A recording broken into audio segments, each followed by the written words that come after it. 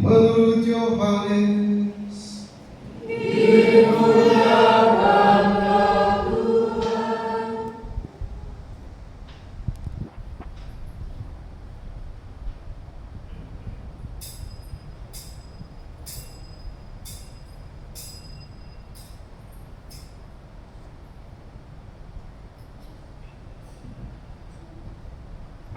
Sebelum hari raya Paskah mulai, Yesus sudah tahu bahwa saatnya sudah tiba untuk beralih dari dunia ini kepada Bapa. Sebagaimana Ia senantiasa mengasihi murid-muridnya, demikianlah sekarang Ia mengasihi mereka sampai saat terakhir. Ketika mereka sedang makan bersama, iblis membisikkan dalam hati Yudas Iskariot anak Simon rencana untuk mengkhianati Yesus.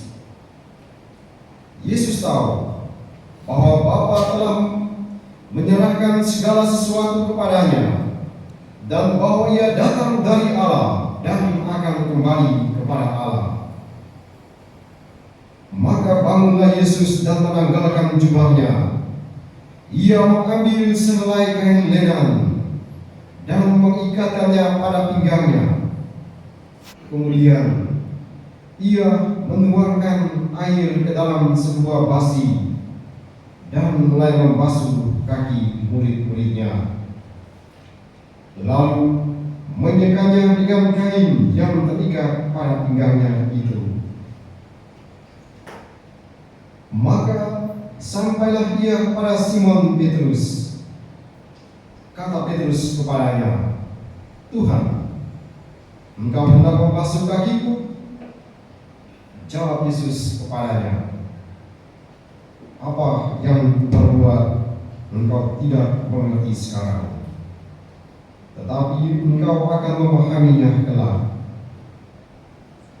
Kata Petrus kepadanya, "Selama-lamanya engkau tidak akan membasuh kakiku." Jawab Yesus, "Jikalau aku tidak membasuh engkau, engkau tidak akan mendapat bagian bersama aku." Kata Simon Petrus kepadanya, "Tuhan, jangan hanya kakiku saja, tetapi juga tangan dan kepalaku." Kata Yesus kepadanya, "Barang siapa sudah mandi, cukuplah ia membasuh kakinya, karena ia sudah bersih seluruhnya. Kamu pun sudah bersih, hanya tidak semua." Yesus tahu siapa yang akan menyerahkan Dia. Karena itu Ia berkata, "Tidak semua kamu bersih." Sesudah membasuh kaki mereka, Yesus mengenakan pakaiannya dan kembali ke tempatnya. Lalu Ia berkata kepada mereka, "Mengertikah kamu apa yang telah kuperbuat kepadamu? Kamu menyebut aku Guru dan Tuhan, dan katamu itu tepat, sebab memang akulah Guru dan Tuhan. Nah, jikalau aku Tuhan dan Gurumu membasuh kakimu, maka kamu pun wajib saling membasuh kaki. Sebab aku telah memberikan suatu teladan kepadamu, supaya kamu juga berbuat seperti yang telah kuperbuat padamu." Demikianlah sabda Tuhan. Terpujilah Kristus.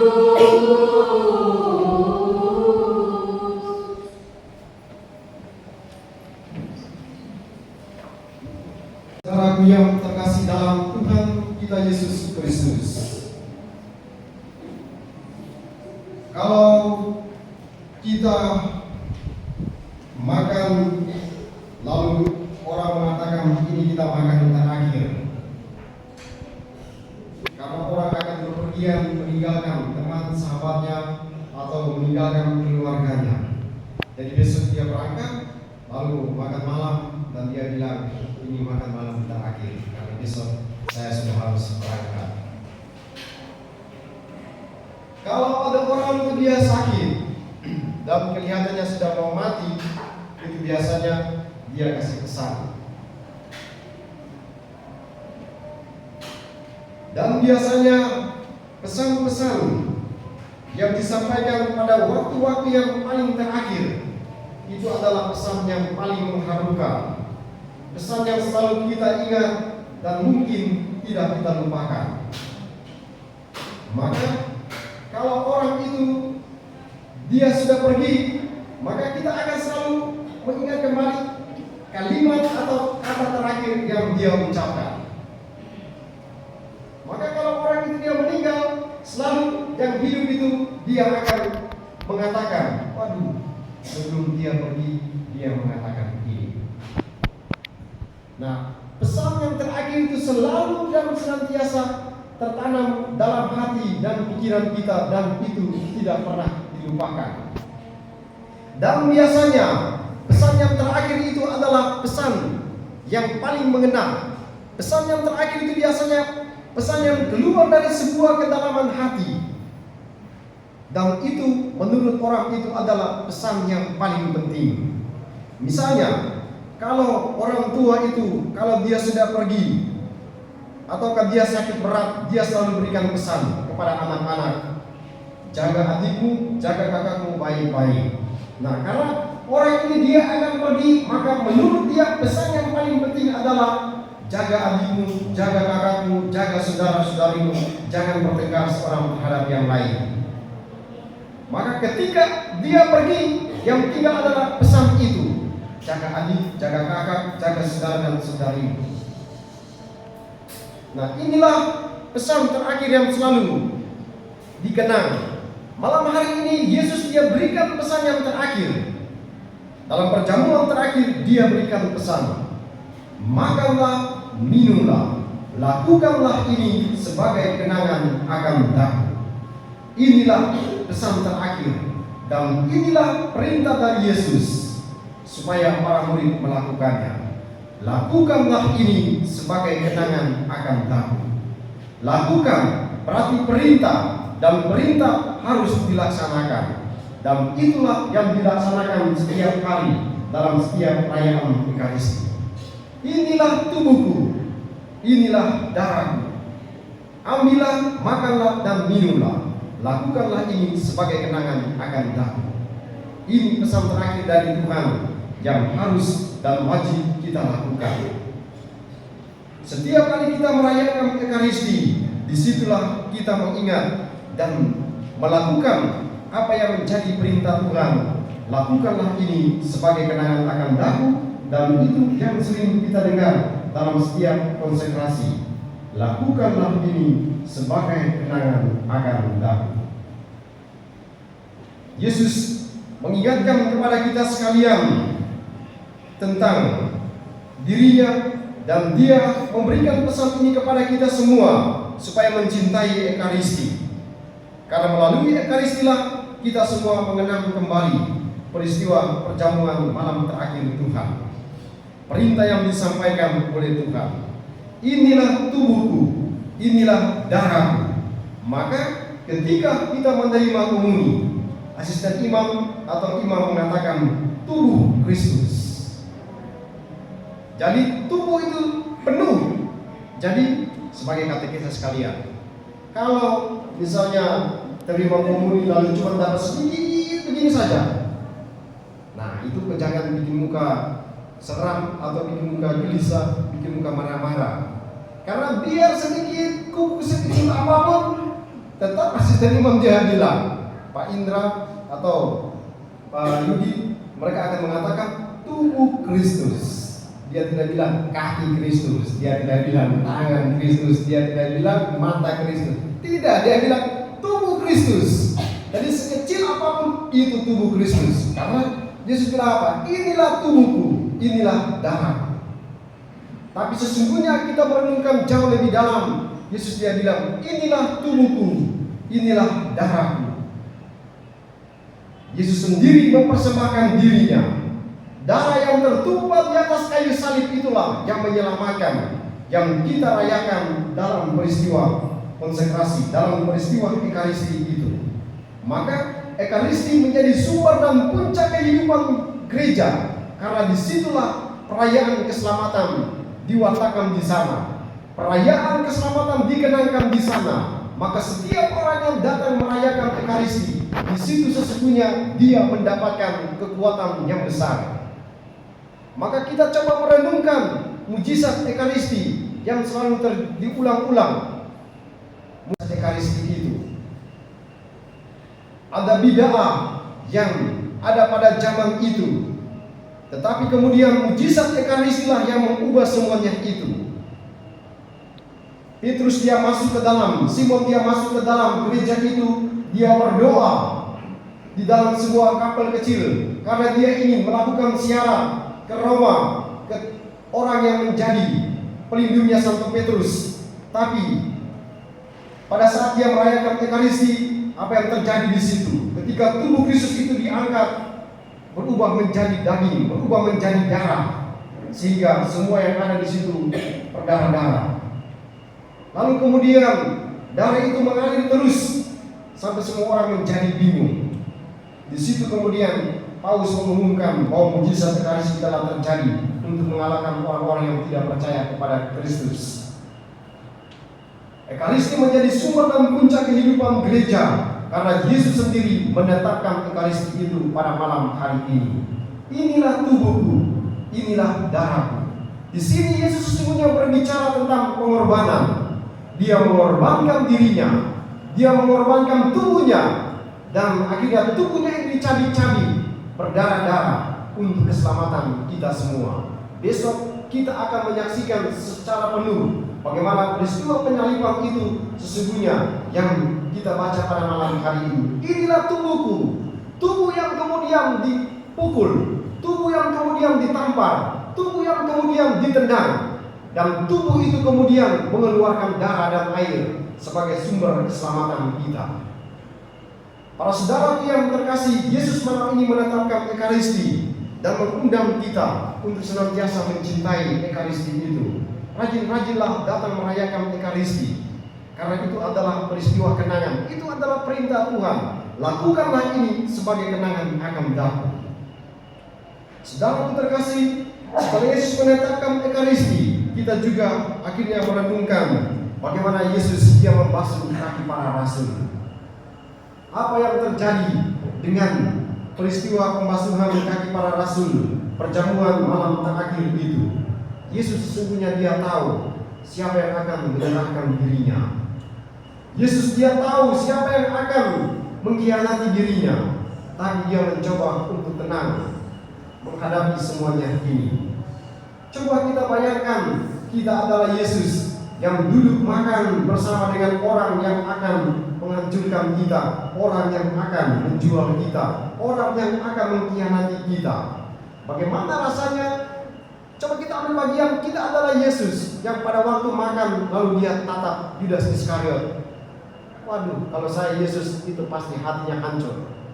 Karena kita akan lihat, kita duduk makan, entah dia ini sudah yang nanti sebentar akan menyerahkan saya. Nah, itulah yang dialami oleh Yesus. Tapi Yesus melakukan semuanya ini dengan tenang. Tadi Yesus dia bilang pada waktu pembasuhan kaki para rasul itu, kamu semua sudah mandi dan sudah bersih, tapi tidak semua. Berarti dari 12 itu ada yang masih kotor. Maka Yesus dia katakan itu seperti dalam Injil hari ini, dia adalah Yudas Iskariot. Kisah ini kemudian mengajarkan kepada kita semua beberapa hal. Pertama, Yesus dia membasuh kaki para rasul, sesungguhnya mengajarkan kepada kita cinta, kasih itu. Bahkan tadi dikatakan Yesus mengasihi para muridnya sampai pada saat terakhir. Injil tadi mengatakan dengan sangat indah bagaimana cinta Yesus itu tidak ada batasnya. Sebagaimana ia senantiasa mengasihi murid-muridnya, demikianlah sekarang ia mengasihi mereka sampai saat terakhir. Saat terakhir itulah yang dia menunjukkan kasih itu dengan membasuh kaki mereka. Dan inilah pelajaran paling penting dari kisah Injil pada malam hari ini. Yesus adalah seorang guru dan dia harus membasuh kaki para murid. Ini adalah sesuatu yang terbalik. Murid yang harus membasuh kaki para guru, bukan guru yang membasuh kaki para murid. Tapi yang dilakukan oleh Yesus adalah sesuatu yang terbalik. Dia guru, dia pemimpin, tapi dia harus pegang kaki itu dan dia membasuh kaki mereka. Terbalik dengan apa yang dibuat dalam kebudayaan orang-orang Yahudi dan Israel. Murid yang harus membersihkan kaki guru, bukan guru yang membersihkannya. Tapi Yesus sesungguhnya dia mau mengatakan satu hal di sini. Menjadi seorang pemimpin, dia harus menjadi seorang pelayan. Titik. Itu ajaran terpenting Yesus pada malam hari ini. Menjadi seorang pemimpin harus menjadi seorang pelayan. Pemimpin tidak hanya duduk di dalam ruang ber-AC itu, tapi dia harus datang dan menyapa. Dia harus melihat apa yang tidak dilihat oleh orang. Dan itu terbukti dengan Yesus. Dia pegang kaki itu, dia siram, lalu kemudian dia bersihkan kaki itu. Kaki adalah sesuatu yang paling rendah dari seluruh tubuh kita. Yang paling rendah adalah kaki ini. Dan apa? Coba kita lihat nanti. Kita lihat mungkin saja mama-mama di dalam gereja mungkin ada 1-2 yang memperhatikan kakinya sehingga dia taruh buku teksnya di situ warna-warni, dia punya kuku kaki di situ. Tapi sebagian besar tidak memperhatikan kakinya, termasuk kuku saya ini paling jelek sekali karena memang kita tidak memperhatikannya. Coba nanti bapak-bapak yang maju sebentar itu pasti kuku-kukunya itu sudah hancur berantakan semua karena itu tidak diperhatikan. Nah, apa yang tidak diperhatikan oleh umat manusia itu yang diperhatikan oleh Tuhan. Kaki itu dia menginjak debu, kaki itu dia menginjak kotor, kaki itu menginjak sesuatu yang tidak baik. Dan Tuhan dia pegang sesuatu yang kotor itu yang tidak diperhatikan oleh umat manusia. Disinilah kita belajar dari Yesus. Dia melihat dan menghampiri sesuatu yang tidak atau mungkin dihindari atau mungkin tidak diperhatikan oleh umat manusia. Tuhan ternyata dia memperhatikan itu. Jauh lebih penting daripada itu, Yesus tadi dia bilang, aku memerintahkan supaya kamu juga melakukan seperti yang kulakukan. Maka Tuhan mengajarkan supaya orang-orang juga saling membasuh kaki. Kemarin itu saya lihat di video di Keuskupan Amboina itu rekoleksi menjelang Paskah yang langsung dipimpin oleh Uskup Amboina. Dan di akhir itu kemudian uskup dia bilang kepada para suami istri berhadap-hadapan, lalu kemudian membasuh kaki seorang terhadap yang lain. Jadi istri dia basuh kaki suaminya, suaminya dia basuh kaki istrinya. Dan disitulah pengalaman mengharukan di video itu saya lihat, ketika suami dia basuh kaki istri, istri dia menangis. Ketika istri dia membasuh kaki suaminya, suami dia menangis. Karena tadi apa yang tidak diperhatikan, yang tidak terbayangkan, itu yang harus dia pegang, itu yang harus dia bersihkan. Dan itu adalah pengalaman mengharukan. Itu yang dibuat oleh Yesus pada malam hari ini. Dia menunjukkan cinta itu, dia menunjukkan kasih itu kepada para murid, dan dia tunjukkan sampai akhir. Maka hari ini Yesus dia mengajarkan dengan sangat indah. Mencintai itu jangan setengah-setengah. Yesus tadi bilang, saya ulang lagi, sebagaimana ia mengasihi murid-muridnya, demikian sekarang ia mengasihi mereka sampai akhir. Maka di sini satu pesan paling sangat amat penting yang Yesus sampaikan. Kalau mengasihi orang, kasihilah sampai akhir. Jangan mengasihi setengah-setengah. Kalau cinta kepada orang, cinta sampai habis-habisnya. Maka Santa Teresa dia bilang apa? Mudir Teresa ketika dia melayani orang-orang yang sakit, melayani orang-orang kusta, orang bertanya, kenapa Bunda Teresa melakukan hal ini? Dia jawab dengan sangat sederhana, kalau mau mengasihi, mengasihi sampai terluka. Nah itu baru namanya mengasihi. Mengasihi harus sampai terluka, baru namanya mengasihi. Dan itu yang diajarkan oleh Yesus. Dia mengasihi kita sampai dia terluka. Dia mengasihi kita sampai dia wafat. Maka Bunda Teresa kemudian dia mengajarkan, kalau mau mengasihi harus mengasihi sampai terluka. Terluka artinya berkorban. Kalau suami mengatakan saya mengasihi engkau, maka Anda harus terluka dengan berbeban berat. Anda harus terluka dengan harus bekerja keras. Kalau istri mengatakan aku mencintaimu, maka berdirilah di dapur berjam-jam, masaklah yang enak, dan disitulah Anda menunjukkan cinta itu. Anak tidak hanya bisa mengatakan aku mengasihi, tapi harus mengasihi dengan terluka, yakni berjuang dan berkorban. Dan itulah yang diajarkan oleh Yesus pada malam hari ini. Semoga menginspirasi kita semua, sehingga dari hari ke hari kita semua belajar untuk mencintai, bukan setengah-setengah, tapi memang harus mencintai sampai akhir. Kenapa harus diulang mencintai sampai akhir? Karena terkadang kita melihat cinta yang ada dalam diri umat manusia itu terkadang semu, kadang hanya sementara.